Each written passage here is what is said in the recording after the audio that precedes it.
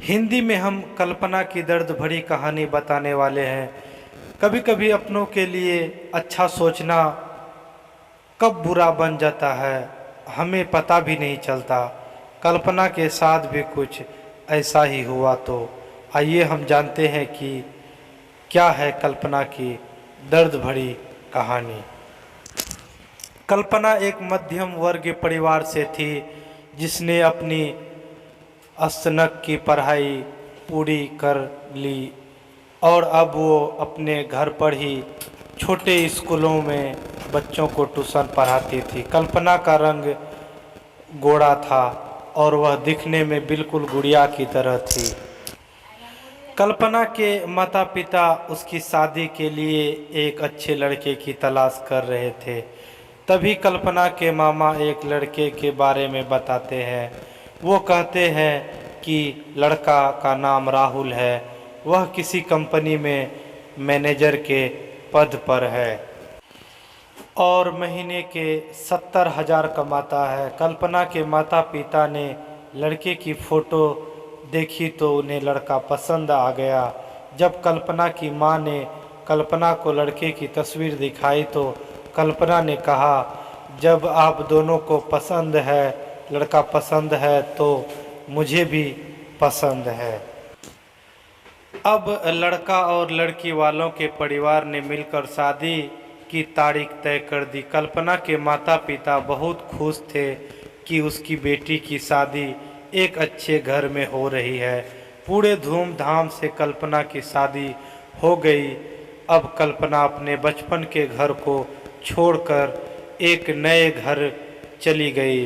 कुछ दिन तो कल्पना को अपने माता पिता और अपने घर की बहुत याद आई। कल्पना की शादी के अब महीने बीत गए थे। अब उसके पति राहुल पहले जैसा व्यवहार कल्पना के साथ करता था। कल्पना से वो चिड़ा चिड़ा सा रहता था। राहुल अब ना पहले जैसा कल्पना को प्यार करता और ना ही उसकी बातों को मानता। कल्पना को समझ नहीं आ रहा था कि वो क्या करे। वो बस रोकर अपनी दर्द को कम करने की कोशिश करती। एक दिन कल्पना को पता चला कि राहुल सिगरेट पीने के बहाने छत पे जाता और किसी लड़की से बातें करता है। जब कल्पना ने राहुल से पूछा कि आप रोजाना छत पे जाकर किससे बात करते हैं, तो इस पे राहुल ने जवाब दिया कि वो मेरे ऑफिस का फ्रेंड है, बस उसी से बात करता हूँ और तुम अपने काम से मतलब रखो, सीआईडी बनने की ज़रूरत नहीं है। होली का दिन था। राहुल के कुछ दोस्त उनके घर आए थे।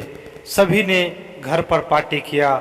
उस दिन राहुल का एक दोस्त थोड़ा ज़्यादा ड्रिंक कर लिया था और उसने नशे में कल्पना के सामने जाकर कहा, भाभी आप इतनी प्यारी हैं और मासूम हो, फिर भी राहुल भाई दिन भर उस घमंडी नेहा से बातें करते रहते हैं।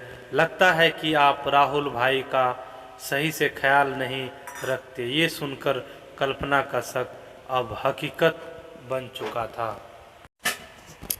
अगली सुबह जब कल्पना ने राहुल से पूछा कि ये नेहा कौन है और क्या लगती है आपकी, तो राहुल बोला, मैं तुम्हें क्यों बताऊं।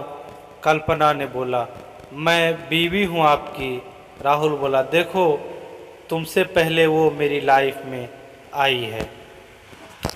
कल्पना ने बोला, तो फिर मुझसे शादी क्यों किया। राहुल बोला, बस तुम अच्छी लगी इसीलिए शादी कर लिया। कल्पना बोली, अब तुम देखना मैं उस कमीनी लड़की को कैसे सबक सिखाती हूँ। नेहा को कब कल्पना ने कमीनी कहा तो राहुल ने गुस्से में कल्पना को बहुत मारा और उसे कमरे में बंद कर दिया। कल्पना के सास को सब पता था, फिर भी वह अपने बेटे के सामने एक शब्द नहीं बोलती थी। शाम को जब राहुल घर आया तब उसने रूम का दरवाज़ा खोला। उस दिन कल्पना की तबीयत खराब हो गई, फिर भी उसी हालत में उसने खाना बनाया। कल्पना ये सारी बातें अपनी माँ को बताना चाहती थी, लेकिन वह चाहकर भी नहीं बता पा रही थी, क्योंकि वह जानती थी कि अगर मैं अपने माता पिता को ये बात पता चलेगा तो वह परेशान हो जाएंगे। राहुल अब कल्पना के साथ नौकरानी जैसे व्यवहार करने लगा। छोटी छोटी बातों पे उसने मारता। कल्पना अब धीरे धीरे डिप्रेशन का शिकार होने लगी। उसके दिमाग में गलत गलत ख्याल आने लगे। अब वह ना खाना समय पे खाती और ना ही किसी से बातें करती।